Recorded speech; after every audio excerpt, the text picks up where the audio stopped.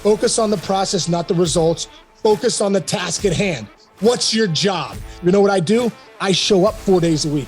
I show up when I'm supposed to show up. I hit every rep. I used to go hit by myself in the cages at Richmond when no one was there. And if someone came in, I'd leave because I just wanted to be by myself. And I'd hit bucket after bucket, right?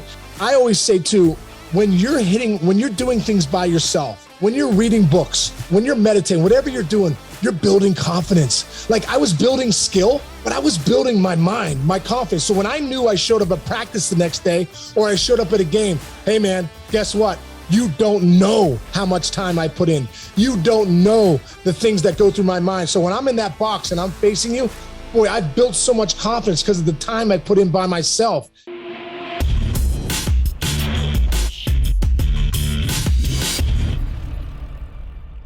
What's going on, everybody? Welcome to the show. Today's episode is a special mashup of 3 different prior interviews. I took a key segment from each that meant a lot to me around peak performance and how people get from level A to level B at the highest of levels in their profession. So this week, we're talking to 3 professional all-star athletes, starting with Sean Casey, former 3-time Major League Baseball all-star with the Cincinnati Reds, Detroit Tigers, and Boston Red Sox. He also batted 560 plus in the World Series, and he talks about how he went from habits that he formed in childhood to the last at-bat of the World Series. Fascinating story. Make sure you check that out. We'll also have Shea Hillenbrand, who's going to talk about his ascension to being a 2-time Major League Baseball all-star with the Boston Red Sox. And lastly, you're going to hear from Eric Wood, former Pro Bowl center for my Buffalo Bills, and his story of going from a goal of being a practice squad player with the Cincinnati Bengals to one day becoming a Pro Bowl center with the best football franchise in the NFL, if I do say so myself. Hope you enjoy all of that. Be sure to go to Gobundance.com, fill out an application no matter where you are. We've got a community for you, and help us out. Help us out with this podcast. If you've gotten value, I mean this, please don't look past this.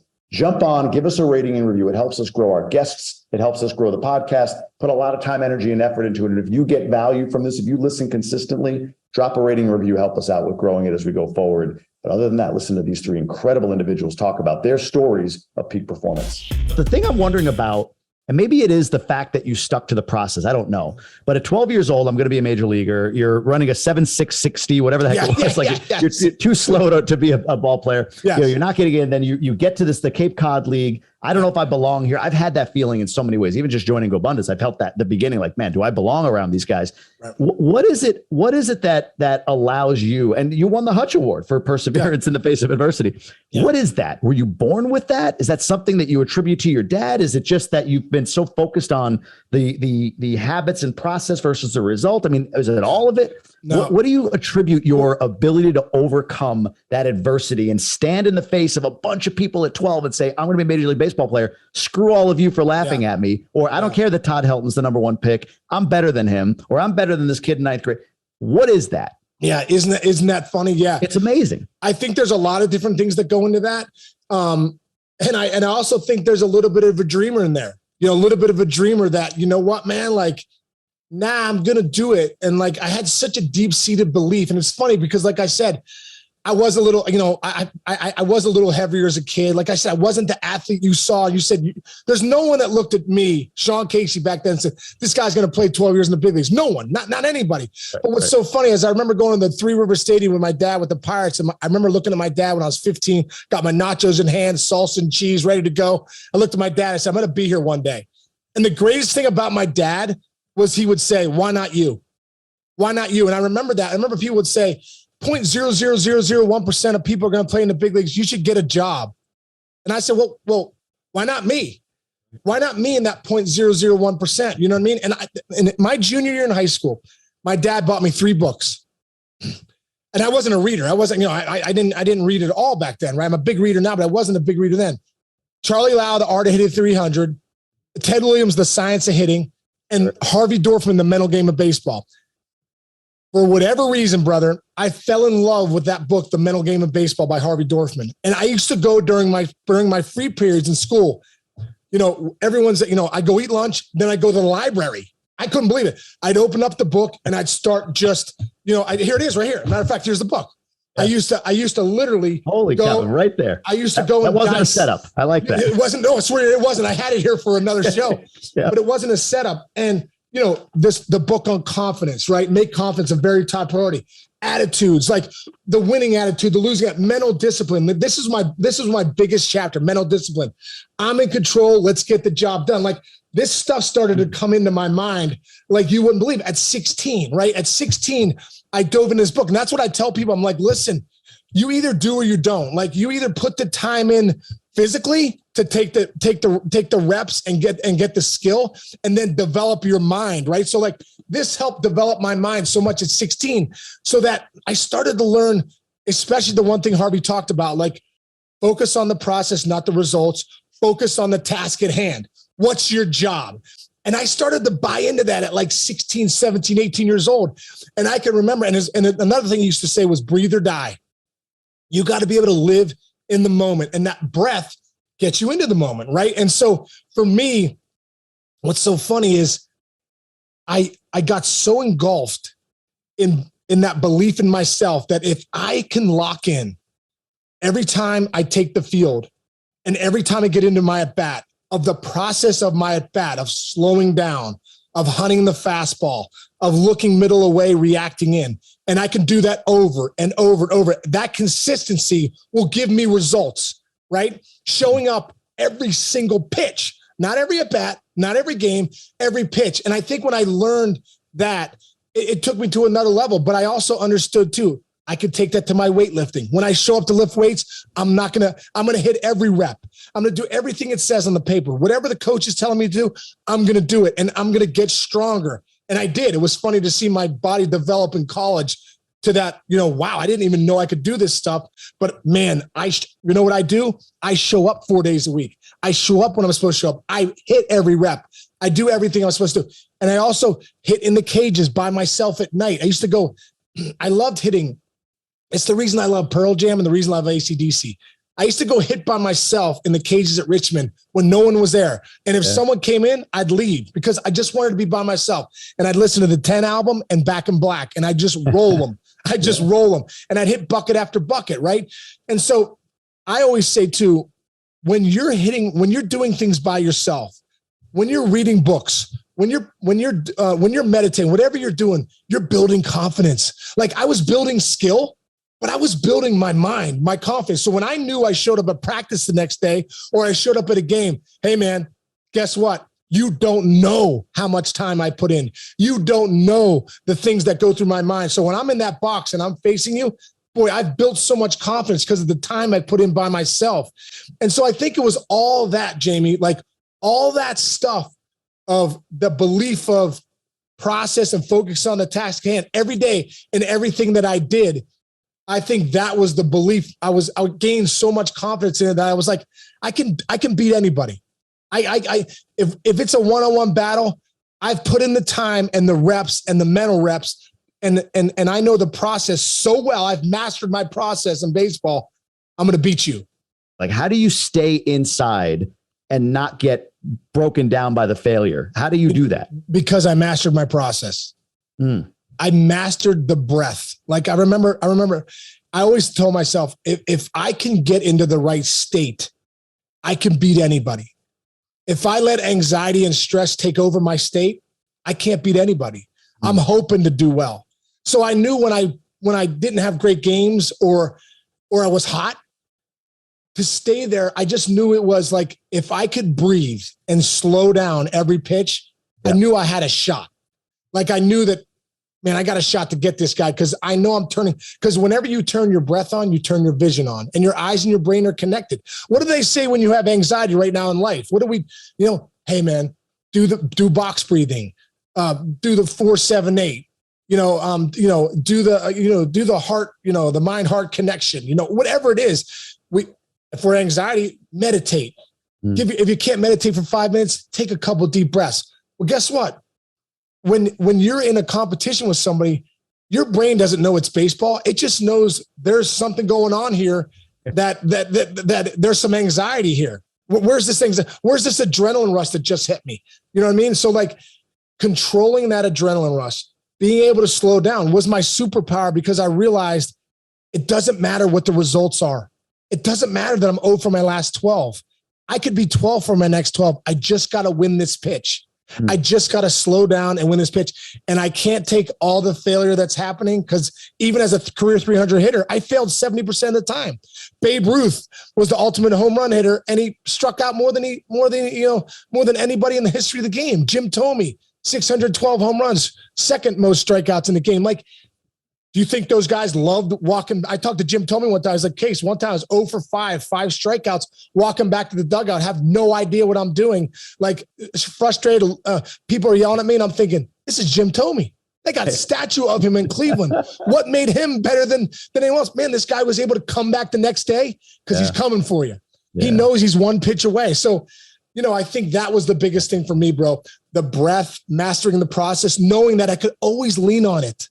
I could always go back to it. And I wasn't going to let my good games or my bad games dictate what my process was, because I knew I just needed to do it every day. And that's why at the end of the year, it's exhausting. At the end of the year, when you take a deep breath and you got 4 months off for the offseason, you're like, wow, that was a grind. Amazing. I don't know who it was. I'm trying to think right now. It was a podcast guest somebody was talking to.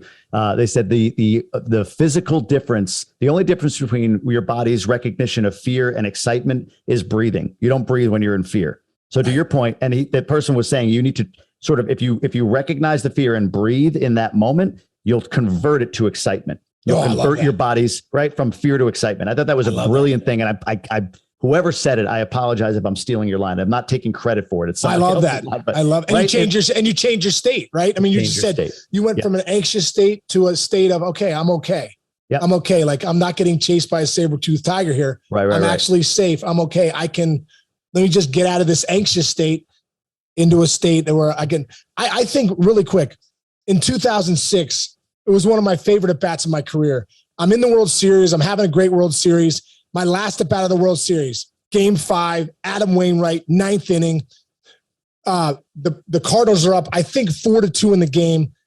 They're 3 outs away from a World Series title. They're up 3-1 in the series. Out one happens. I'm on deck. So I come into the game. I come into the plate. Here we go. Crowd's kind of going crazy. Wainwright's out there, rookie, closing the games, throwing 98, good changeup. First pitch, heater, bam, gets me 0-1. So I'm like, I take a big swing. Like, okay, I'm good. Next pitch, changeup. Totally has me off, deceives me big time. I out front, swing and miss. Now, brother, a moment in my life that I've never experienced, a deafening roar like this, and I'll never experience it again. I step out. Now, think about this. 60,000 people in St. Louis know they're 1 strike away and 1 out away from a World Series title. They come to their feet in a deafening roar, bro. Deafening roar. And I stepped out. I remember getting caught in the moment. I was like, oh my God, is that loud? Holy, my ears are ringing loud. Oh my God. I remember looking around and places going up. Then I thought to myself, okay, my only shot in this environment of pandemonium, all against me in this moment, is to get back into the moment and lean on the process that has helped me my whole career to this point. This is going through you. This is what you're thinking at this moment. At this moment, I'm thinking, yes, wow. I'm thinking, this is what I'm thinking.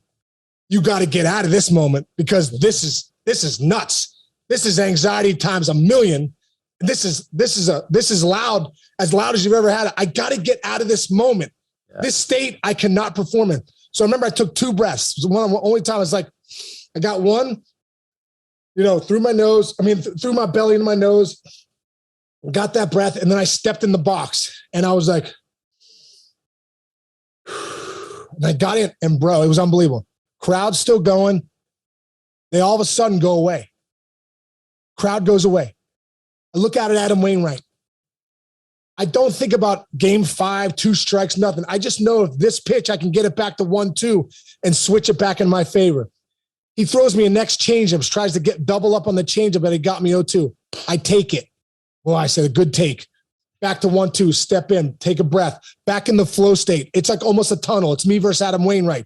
2 minutes, about a minute earlier, it was pandemonium. I'm back in the state I need to be in. Next pitch, high fastball, 2-2. I say to myself, this guy does not want to pitch to me for whatever reason. I'm hot, but he needs to come out. Now I got him. Next pitch, another fastball down, 3-2. remember like being as relaxed as I've ever been in my life. I don't see anything. All I'm thinking about in myself is see the ball, hammer it, see the ball, hammer it, ball. He throws me 98-mile-an-hour fastball. Bam! I cover one, rocket into the gap. It hits it would have gone through the wall. It hits the wall, ricochets. I double. I get taken out for pitch runner, obviously. So, it just never stops. But this moment just changed me. I was all like, and then you're like, of course. Like, get him out of here. But I'm on second base, and I thought to myself, like, I was having a moment like that. Now I've silenced the crowd. Yeah. I've gone from absolute pain to complete silence, and I'm on second base, and I come in. We end up, they get 2 outs. We lose the game. But I look back at that moment in my career, that at bat, and I say, all the moments from 14 years old, all the moments of this book, all the moments of the at-bats I had and the experience. I always tell my kids, you can't teach experience. I leaned on that experience in that moment to come through when it was as anxious and deafening as ever. And I was like, there you go. That's what it's all about right there. Holy cow, man. That was straight fire. Like I'm like shaking. Unbelievable. That's an incredible story. And I love the blend. I mean, it's a fun story. Everybody remembers that World Series, everything else. But at the same time, the to take us through that thought process, take me through it. And the you know what you reminded me of? What's the movie? For Love of the Game? Clear the Mechanism. Clear the Mechanism. That's what I thought of when he said. But it's to your point, it's the what's the word? The aggregation, I can't think of the word, of all of those years and that time and those reps and the intentionality in those reps, that peak performance moment. It culminates with you taking 60,000 fans out of a game, at least for a moment, with a rocket shot, like you said, that would have gone through the wall because you followed your process. Holy shit. Exactly. And so talk about the house being on fire. Yeah. Like, hey, the house is on fire. What are you going to do? Oh, my plan is to get the pictures and get out. I always tell myself, get the pictures and get out. Like, the house was on fire, but I had a plan. And the plan was old reliable. It had worked it was my ninth year in the big leagues. It had worked for 9 years. It had worked to go to 3 All-Star games. It was going to work again in that pandemonium. I just had to have awareness of what was going on and get myself back to the state I needed to get to perform. I finally found what I've been put here to do. It wasn't to play Major League Baseball. It wasn't to crack home runs or seek the millions of dollars. It was to find out my true purpose. And unfortunately for me, it took me to go through traumatic turmoil because there's 2 options to be humbled, right? Either life will humble you or you choose to humble yourself and learn from people that have been humbled by life so you don't let life take you to the point of being one breath away. I shouldn't be here right now. And I'm finally grateful. I'm finally understand. I'm in a really good spot right now. I'm in my dream neighborhood, my dream house, with my dream life, my dream wife. Like, I'm back on top again. And I know I'm going to have way more success now doing what I am now. But that's a byproduct of putting the work in and not denying it, not ignoring it, not sitting there like, I could easily gloss over it. I still have people come up to me, oh my gosh, Shea Hillenbrand. I'm like, only if you knew, man. Only if you knew. And I want to provide that voice for major leaguers. I'm pioneering this space to share the transparency, to share the vulnerability, because so many of us are in that place of quiet desperation. And I was there for so long, and it sucked. There's no worse feeling in the world than going to bed in a $4 million mansion, playing for the Angels. Like, you're living out your dream, and the first word out of your mouth is the F word every day when you wake up. Ah! And your wife rolling over like, what's wrong? And you're sitting there like, you'll never know. Because I don't know. See, in 2005, I made the All-Star Game. Yeah. I live in Arizona, and I flew a private jet from Chandler Airport in Arizona to Detroit, Michigan. I'm flying in a Citation 10 private jet. Ego. I'm pimping. I'm bad. See, it's the fastest civilian jet in the world. It goes 64,000 feet, 640 miles an hour. No more commercial airline. It goes about 40,000 feet, 400 miles an hour. I'm going just like a rocket. Yeah, no kidding. Imagine yourself, pilot, co-pilot, yourself, multi-million-dollar jet, going to your childhood dream, and I'm getting ready to play in front of 100 million people the next day. That same place where I envisioned in the backyard as a kid, like so many people do. Bases loaded, playing wiffle ball, bottom of the ninth, World Series, Game 7, boom. I was going real time to live that at the Midsummer Classic. I'm looking out the window. Is this all it is? See, I didn't have any distractions. I didn't have my wife. I didn't have my kids. I didn't have family. I didn't have my entourage. It was myself by myself, and I couldn't hide behind anything to distract myself. And I'm going to live my childhood dream, and it's like, this is all it is? Man, I hate everything about this. I hate myself. But I had to put that smile on the next day and go out and perform in front of everybody to show that I'm not that hurt, disparity person's desperation to just, it's not a good feeling. So what drives me now is that I just desperately don't want people to feel the pain that I felt on top of the world without understanding how to navigate through that. Taking people from one step away from thinking that they got to give up. Man, I'm ready to give up. I can't fight this anymore. And switch that perspective to one step away from a breakthrough. See, what I did is I went back and rewrote history. So you can't change the experiences that happen in your life, those pain points in your life that could be traumatic, defining moments in your life, mostly in your adolescence or your childhood. And I had to go back and really analyze and like, okay, what happened here? What was this? What was my dad's standpoint? As much as it hurt, and much as I didn't want to go in that inner part of who I was, I went there and I was able to change my perspective. Like, you know what? Boom, breakthrough happens in a moment of time. And it's a moment of time where you switch the perspective from one thing to the next. So you actually can't change the experience that happens, but you can change your perspective and rewrite the history. When you do that, it grants you access to a power inside yourself that you're experiencing right now. I'm telling you, I wish I would have video footage. I'm probably glad I didn't, of playing Major League Baseball. But it's just like, I don't know where this person came from.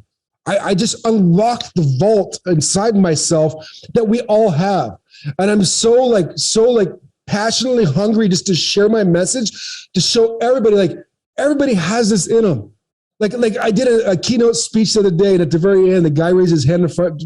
He's like, I got a question for you. I was like, what? He's very multi-millionaire in the real estate space. He's like, how often do you work out?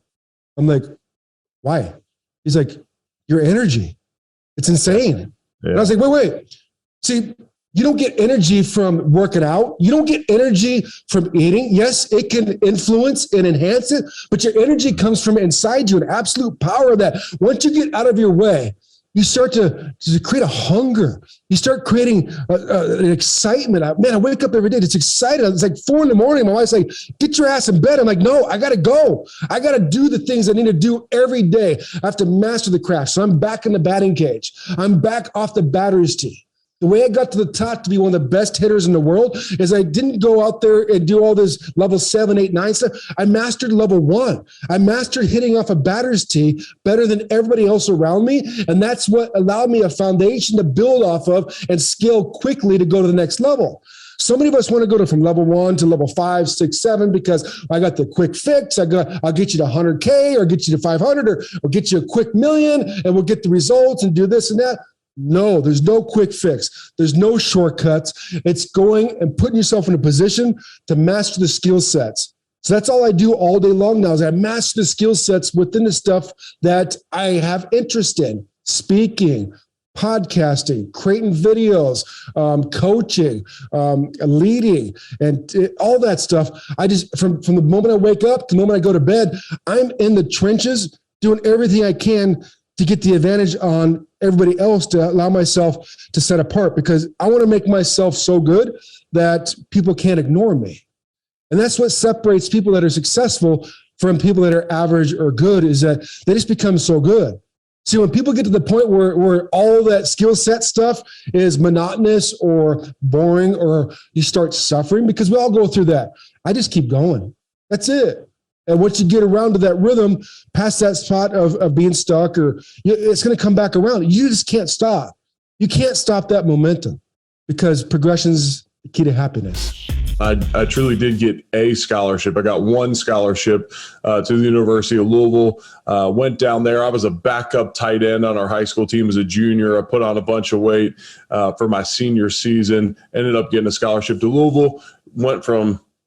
I kind of went in the offense, in the line of scrimmage. So I went from tight end on the outside to tackle, and then ended up my redshirt freshman year starting as center for Louisville. Played 49 straight games there. Played for a guy named Bobby Petrino for the first 3 years. Learned a lot of lessons from him. His name's been tarnished a little bit. A lot of it he brought on himself, but just learned a tremendous amount about being a man, and you're either getting better or getting worse every single day. I say being a man, maybe not modeling what, dad and husband and whatever that may be. And he did that as well at times. I don't want to undermine that part of him. Just, I know people on the outside listening would say, well, is that the same guy we saw in Atlanta and Arkansas? But I'll tell you what, there's a lot of guys nowadays. There's a lot of college-age kids nowadays that could use some Bobby Petrino tough love to kind of take you to that next level, whether that's your next level in sport, business, just the daily demand and grind. I don't often honor him on podcasts, and for some reason, it just hit my brain today to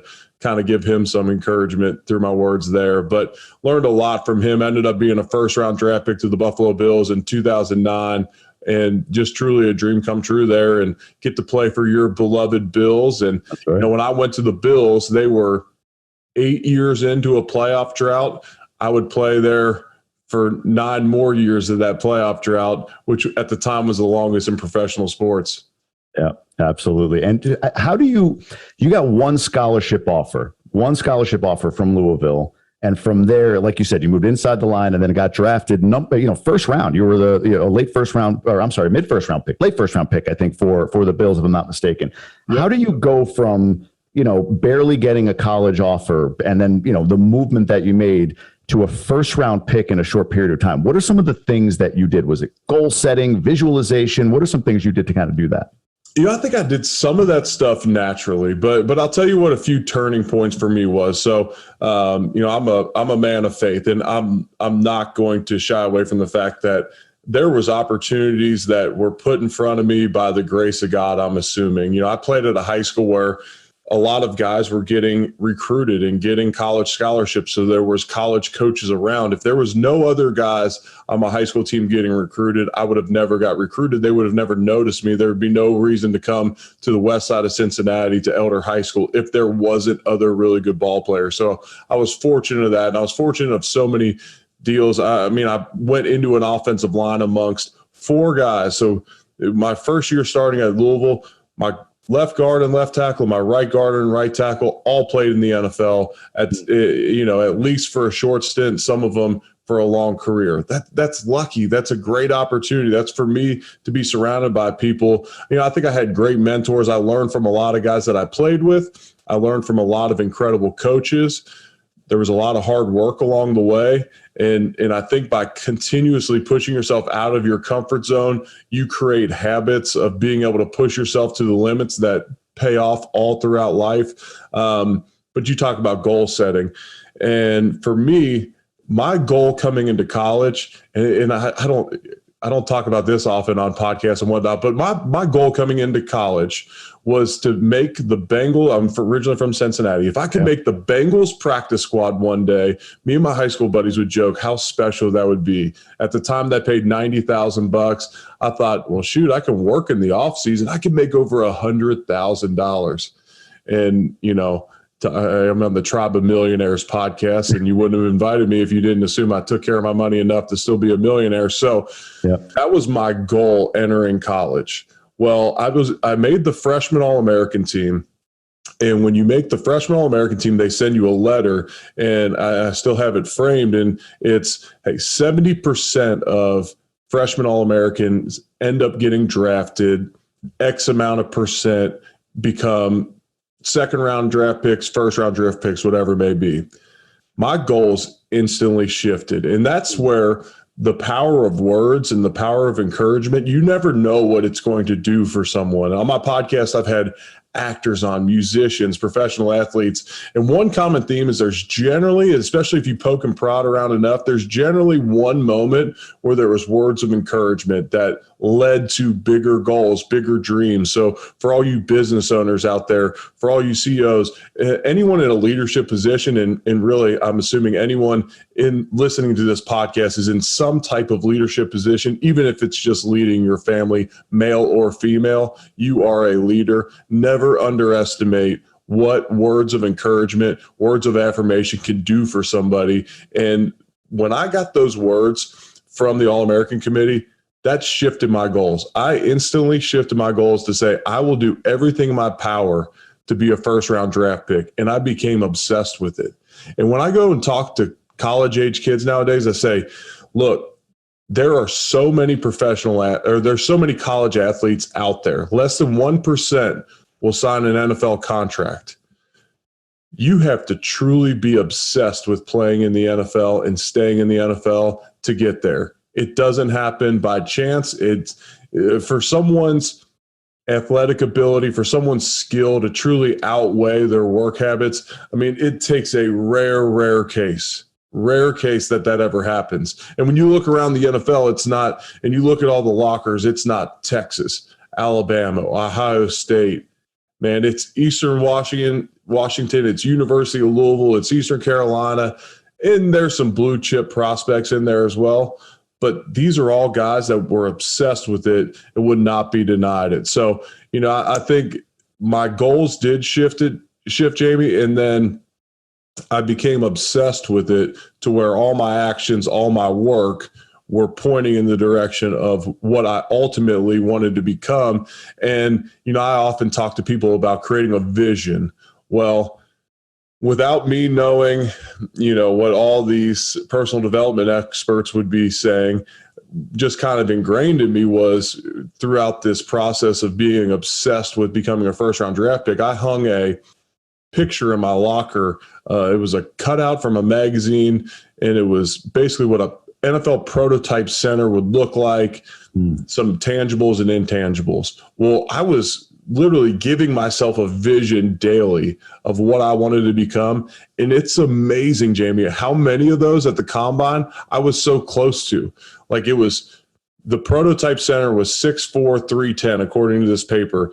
Based upon my combine measurements, I was 6'4" and exactly 310 pounds. Wow. It was, at least 30 reps on the bench of 225 pounds. I did exactly 30. It's amazing how many of those lined up perfectly. So that was a great question. I hope that wasn't too long of an answer. But a lot of the principles that I teach and coach now and try and pour into others, I did naturally. I kind of did by accident.